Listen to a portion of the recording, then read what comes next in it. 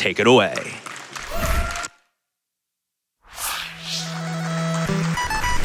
Hi, my name is Yelsraek, and I have lost my marbles.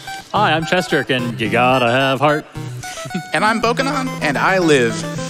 Now, the game that you all are about to see is brutally hard to try to beat casually, but it has always been true that the speedrun is the best possible strategy to beat this as easily and reliably as possible, so that's why we're here.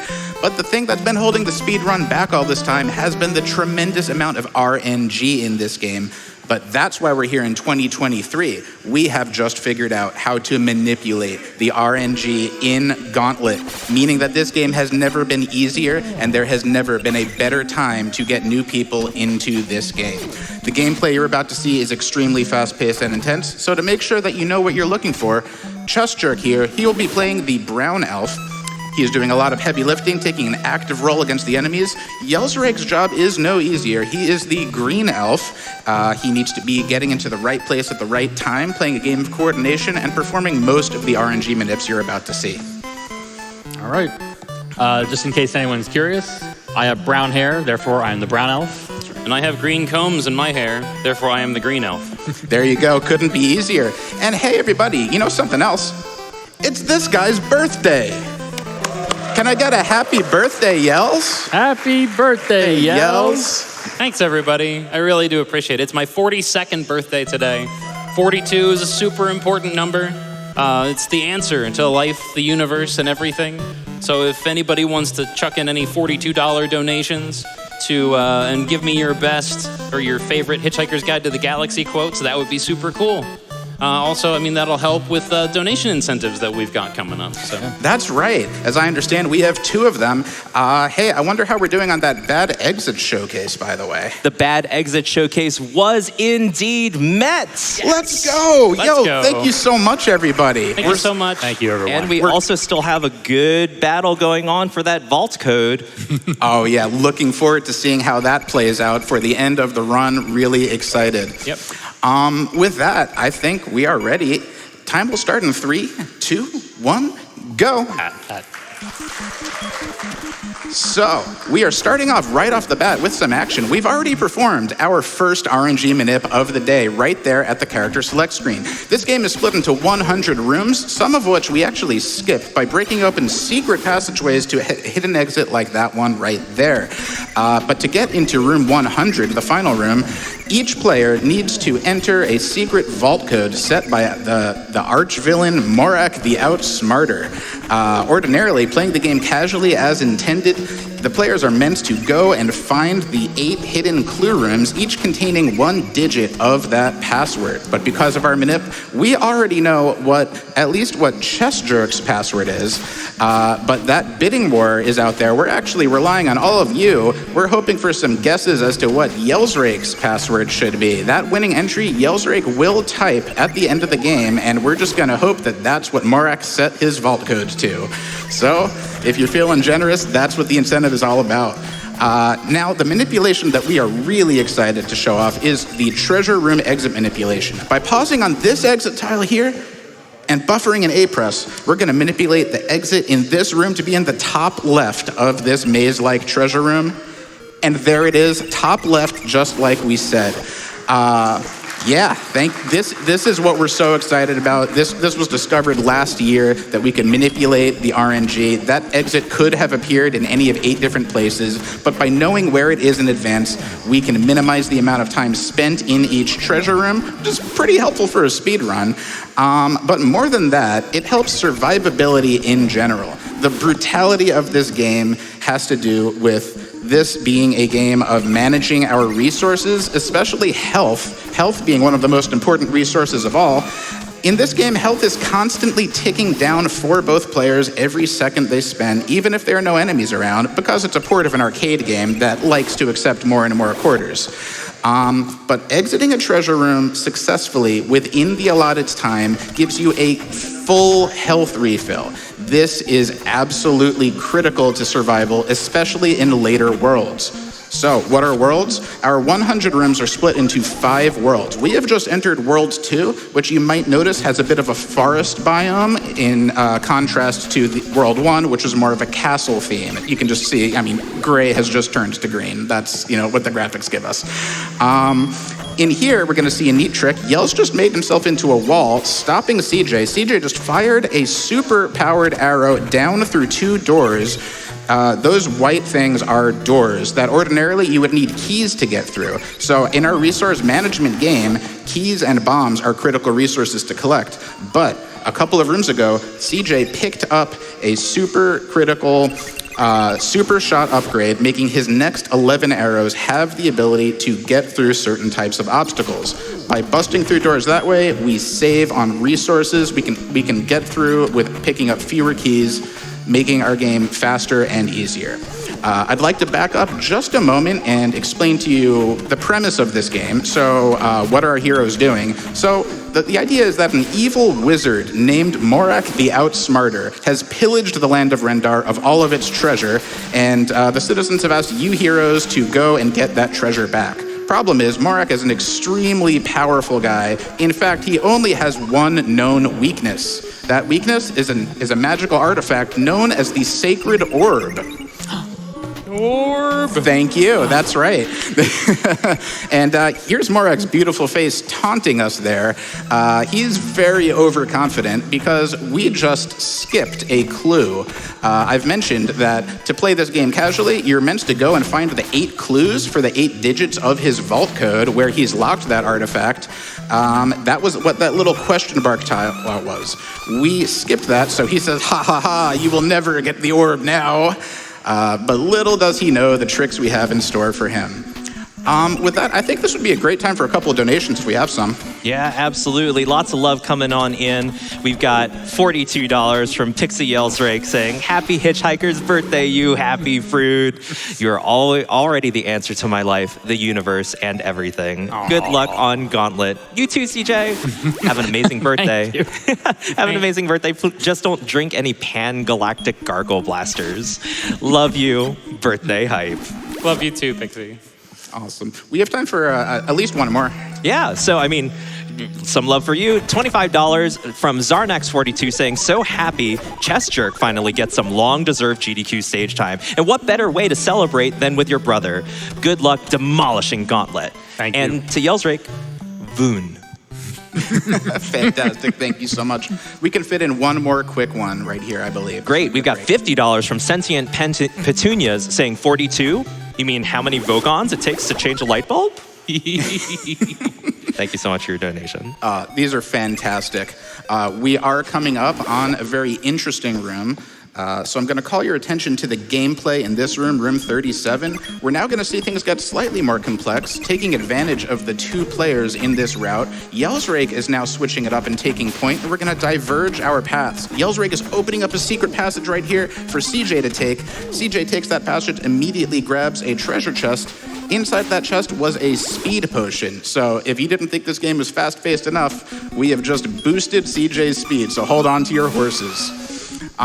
This room here is filled with a lot of enemies that we need to use bombs to get through. I'd like to take a moment and call out that we're going to both pause and place there every time that we need to use a bomb. The reason for that is something we discovered, that bombs in this game are actually less effective if either player is moving. So this is kind of a tricky balancing act we have to do, where we want to move as quickly as possible, but also we have to pause at least for a fraction of a second if we want our bombs to be maximally useful. In this game, we're pausing for more than a fraction of a second because we are running into these unavoidable stun tiles. These stun tiles cause you to be locked in place for a set amount of time. Doesn't look like there's anything we can do about it, and you'd be right. We can't avoid most of these tiles, but we can minimize the time spent on them using a strat that we call social distancing. By keeping our players a respectful distance apart, we avoid accidentally running into each other, which in this game would have incurred lag. We timed it out for you, and if we were running into each other at every opportunity, that would have cost an extra 8 seconds in that room alone. So that is the benefit for us of this strat. So take it from us, be mindful, be respectful. Social distancing just works.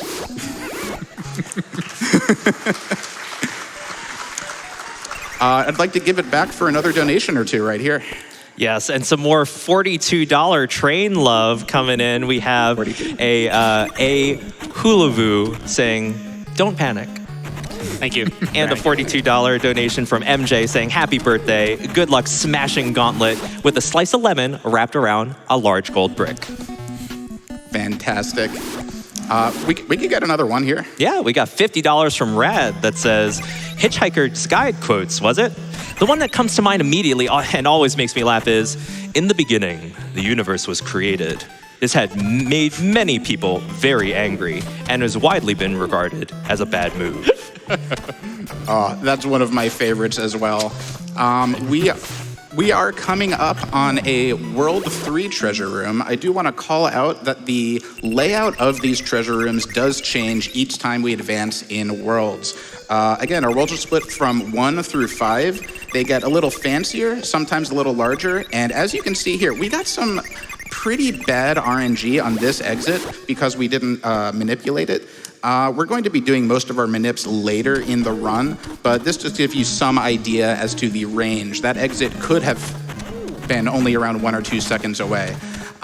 So get ready for some fun tricks soon. I'm gonna ask for one moment of concentration right here.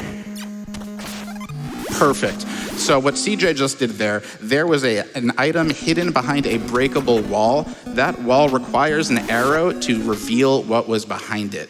And if he would have and this sometimes happens, if he would have fired a second arrow, that might have exploded the potion that was hidden behind it. And that's a pretty important potion. That is the magic potion, which increases the strength of chessjerk's bombs permanently for the rest of the run. Now, in the late game, our enemies are coming in greater number and they start to get beefier, have a lot more health. So we really rely on our bombs to be maximally useful. So that's another trick we can do. Now, everybody, if you thought this game looked easy before, this room coming up right here, this is one of the most technically impressive rooms of the game to get through cleanly. It's my personal favorite room. It's very difficult to describe every twist and turn here, as our players are just going to try to get through as quickly as possible. They are trained professionals. Nice 100. Got to level up there. But just try and follow this as we're just looping around endlessly. That was really clean, guys. I'm very impressed. Fantastic work. Yeah, give it up. This is why you are in those chairs. We have time for at least one quick donation. All right, $42 from Did You Know Gaming. Don't panic. You got this. Thank you. Love that. That. If they're that quick, we can do a couple more. Then we got, it's not a typo, but $242.42 from John that says, "Happy birthday, Yells." Thank you. Happy birthday indeed. So we are approaching the end of World 3 already. Look at this. We're kind of rolling here, everybody. We're already in World 4 out of 5. This is very impressive stuff. Quite a pace, thanks to their skill and thanks to these manips. So World 4, we see a spike in difficulty once again, as you do. And also, what's going on here, World 4 actually introduces invisible walls. Our runners need to memorize how to route around these as quickly as possible, so that's what was going on there. And as I've mentioned at least once or twice, we're going to see back-to-back-to-back manips coming up very soon. I'll try to call them out as best as I can, but before we get to all of that fun, we're coming up on the nicest room of the game. That's right. Room 69 is almost upon us, and in this game, Room 69 actually has a lot of RNG, so if we get perfect teleport RNG, that is what is affectionately known as a nice 69. Can we get there? Did we do it? We did it. That was a nice 69, everybody. Yes, fantastic. So that's exciting, and here's one of the manips in the late game. We've manipulated a coin flip in this room to have the exit appear in the top of the room. Got it. Going right into another manipulation for this upcoming treasure room. chessjerk was responsible for this manip, so great job, CJ. We are now in a World 4 treasure room. I want you to take a look at the layout here. This is what I was talking about with the treasure rooms getting more complex. So that kind of beehive layout with cells connected by teleporter tiles, which I've explained the teleporter tiles have unmanipulatable RNG. Is that a word? RNG. It is now. It is now. And also just keep in mind that that room is at least 4 times as big as it looked, so we could have run the risk of not finding our exit. But now, I just want to point out, CJ just picked up another super shot upgrade, so we're going to use that right here. Yels is taking point, forming himself into a wall for CJ to use him to line up another super shot, get through that door without a key, going into another treasure room in it for the second and final World 4 treasure room. Now, I cannot stress enough how much these rooms could kill runs. This late in the run, in the pre-manip era, you could have wasted a minute and be in jeopardy of losing all your health. Now it's first try every time. Yels, can you explain a little bit about your strategy in this room? My strategy here is to not run into CJ's shots as I'm tailing him. World 5 introduces friendly fire, so if I run into his shots, he will stun me for multiple seconds, so I gotta be really careful. Also, we're gonna need to cut off the bid war incentive. I can't have you tell me what the answer is right now because I gotta manip this exit. Exactly, and also I am going to call for silence for the run killer room coming up right here. Our runners will need concentration for the next 30 seconds or so.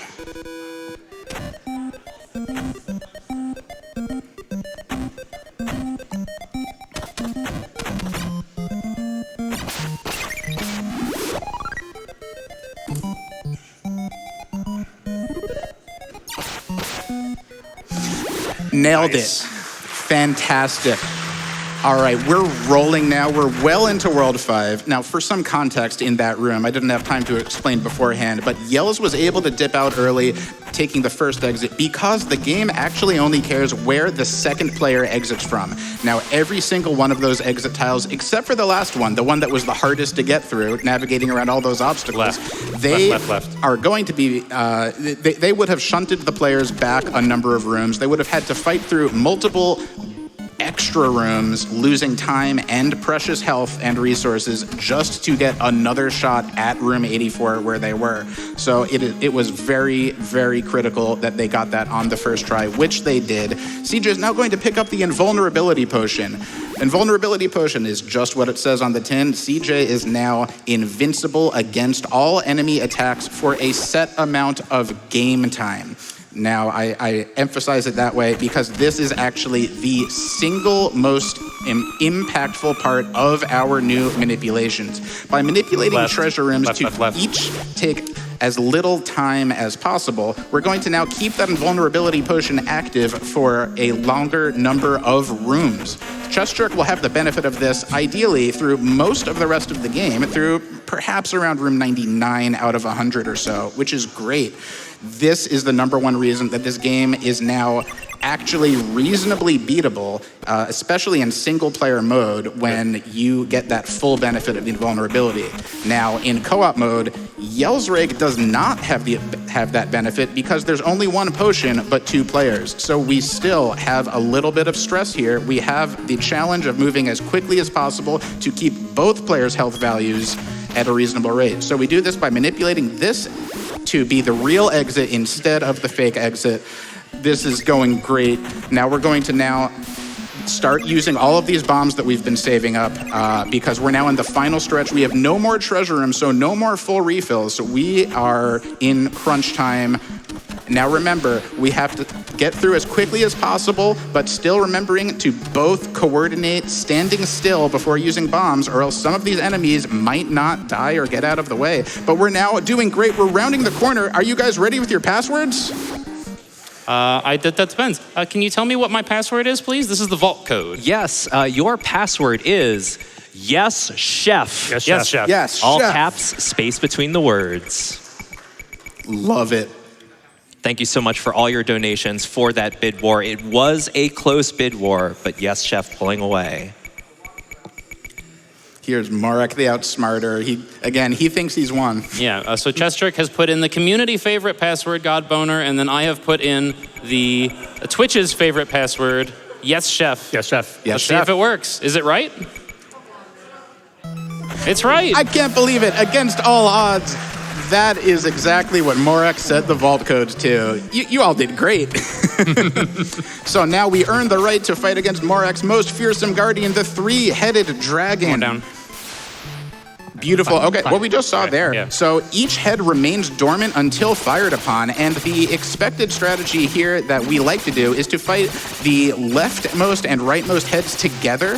But if we make any kind of a mistake, we can actually reset all active heads by using a bomb. So that was a fantastic backup, quick thinking over there. And now we're coming on, killing the third head at an accelerated rate, by the way, because Yell's keeps the screen scrolled down to avoid incurring lag from these enemies. And now time will stop when both players exit from this room. But before we do that, we have to collect the orb and time.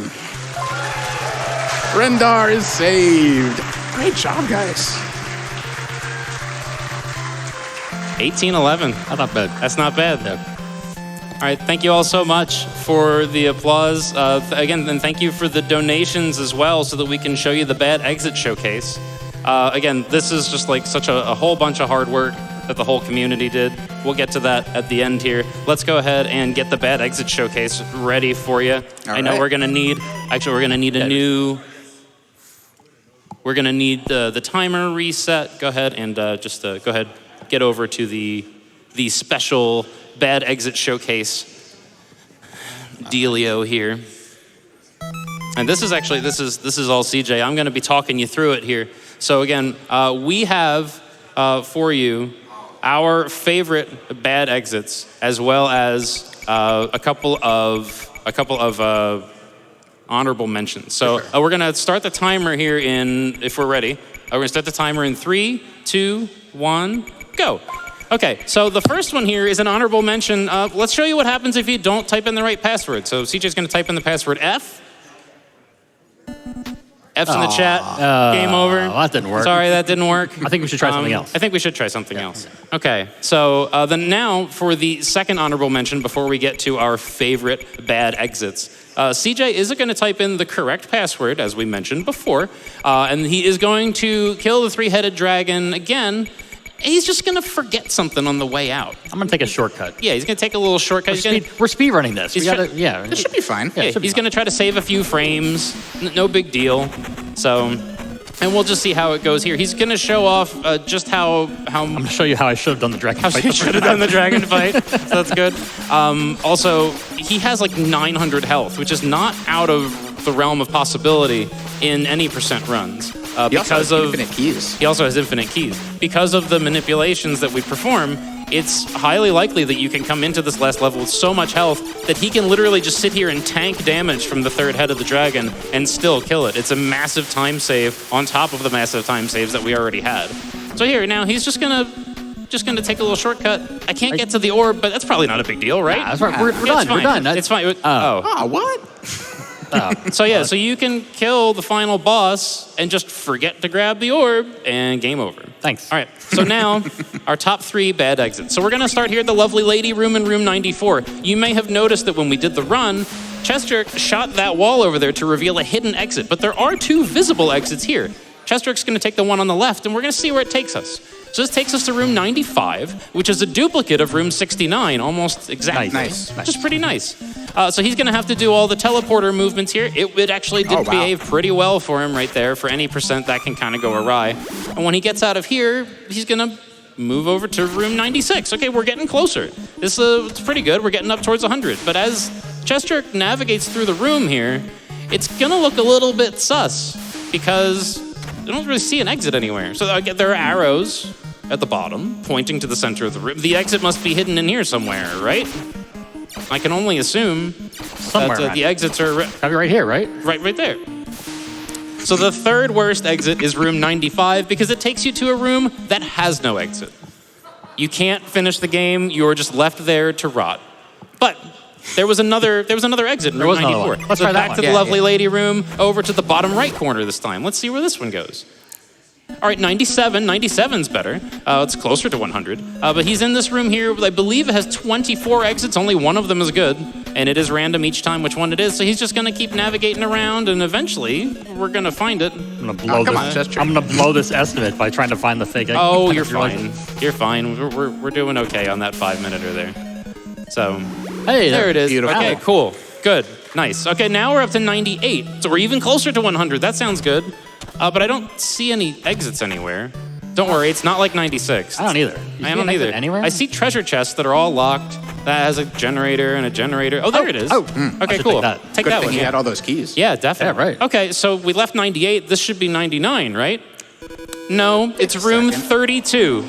So we just warped backwards 66 rooms back to World 2. I know this map. This I is know the that World map 2 too. Hey, I remember that map.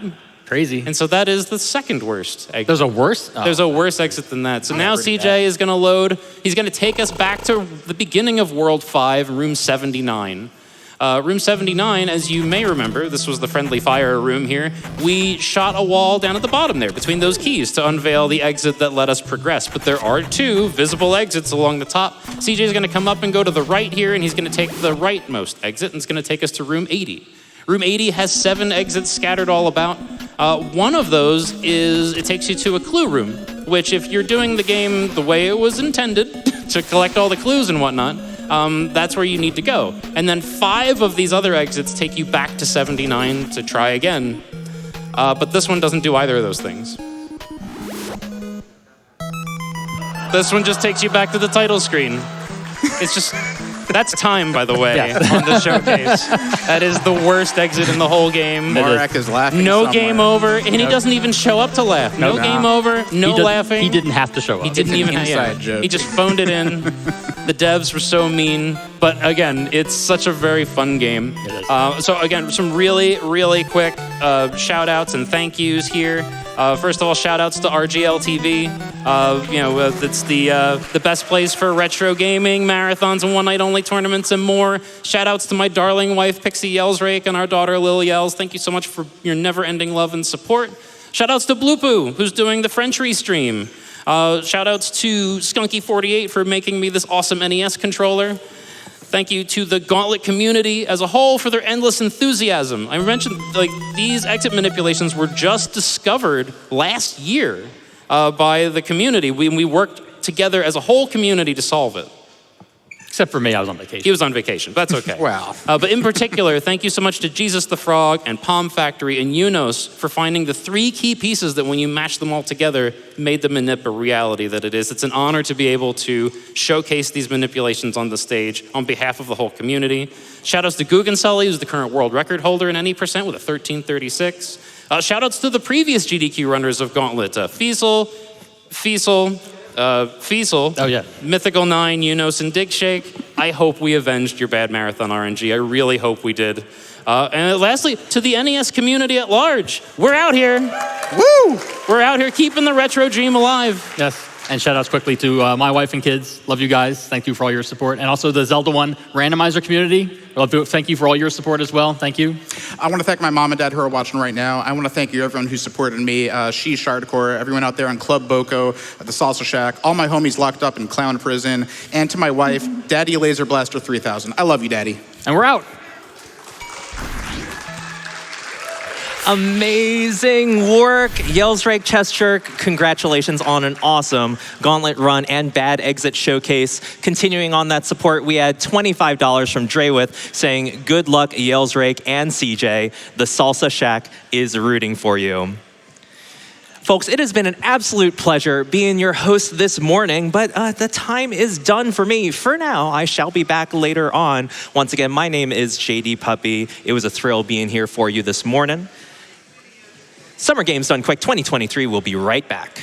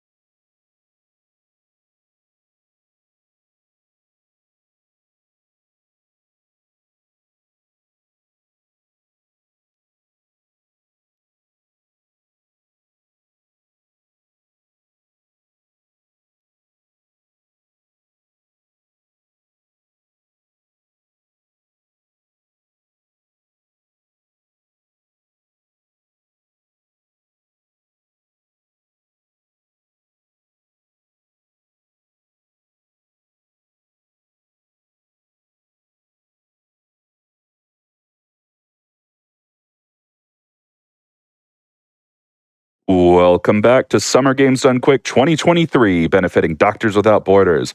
My name is the King's Pride, returning to the host desk to kick off the online block with Sifu Woda Any Percent Master by Eileen Cream. We'll be getting to that in just a few moments, but first, how about a few donations from you?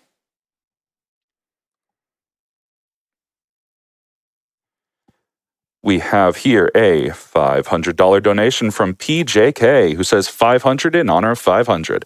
Let's go, GDQ.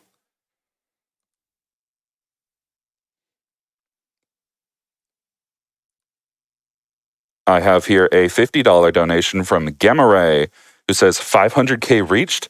Now, let's get that Super Mario Odyssey incentive unlocked. Let's go. I think we can do it, Twitch chat.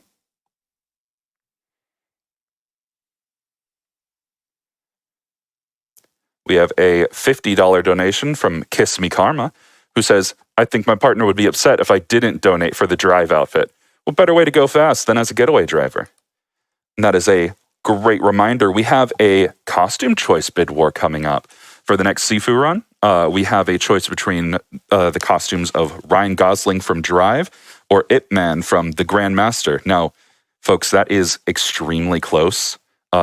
Ryan Gosling is currently at $400 and Ip Man is at $373.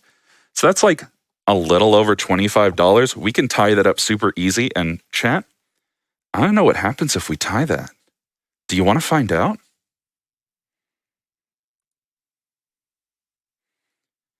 We have an $800 donation from Secret Agent Clank, who says, glad to give to a great cause.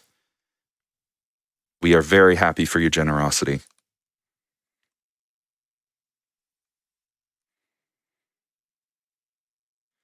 We have here a $25 donation from Anonymous, who says, donating to see that Mario Odyssey run. The movement in that game is quite the spectacle. Indeed it is. And that bonus game, by the way, for Mario Odyssey, we are already at $20,000 out of $100,000. And that just keeps on moving. So let's keep the momentum going on that.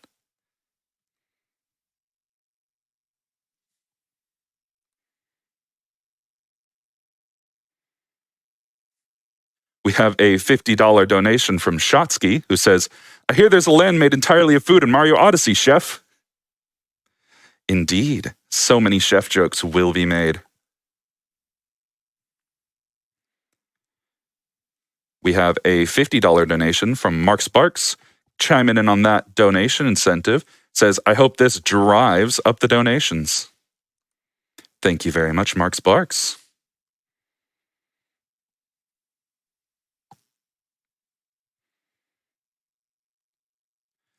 We have $15 from Voidfawn.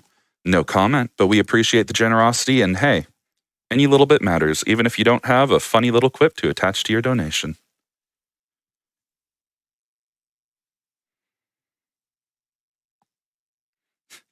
We have a $400 donation from Samwise Samji, who says, hey, SGDQ, thank you for this wonderful event. Here's a little help towards the bonus Odyssey run. Let's-a go! Let's-a go indeed.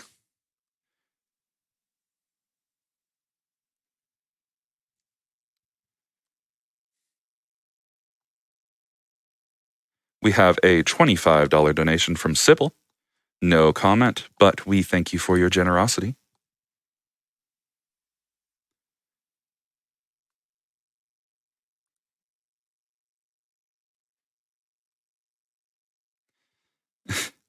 We have a $5 donation from Scopex, who says, $5 train coming through. We have a $5 donation from hashtag Team Trains, who seems to agree, saying, choo-choo. Oh, lots of stuff rolling in on this hype train. We have $25 from Hunt11, who says, here's enough for 5 seats on the hype train. We have $10 from Ambi, who says, hype train. Here's for me and for one other person. We have $50 from Wheezy Fuzz, who says, all aboard the hype train. Good luck to all the runners, and thank you to everyone who makes GDQ possible to help a fantastic cause like Doctors Without Borders. Can I get a crowd hype? Thank you so much for that, Wheezy Fuzz. We have a $50 donation from Druidic Fireball, who says, wait, I think I did the $5 train wrong. The hype was too strong, and I bought too many tickets. I hope the next 9 folks enjoy their tickets. Choo-choo!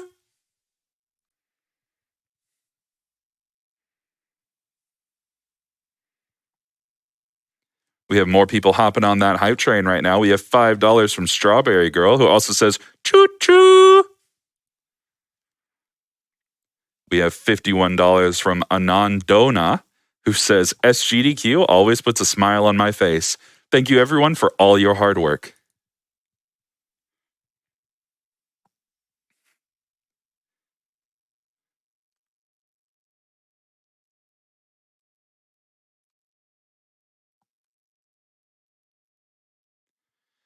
We have $25 from Slim Pickens, who says, gotta get that Mario Odyssey running. We have $25 from Kona, who is saying, must see that Ryan Gosling outfit. Well, Kona, maybe we will. Currently, it is quite close. However, we have a $50 donation from Polarity Bear, who says, absolutely cannot wait to see how Sifu gets broken by the runner. Well, Polarity Bear, you don't have to wait much longer, because we have Sifu coming live at you from Eileen Cream with Woda Any%. Take it away, Eileen.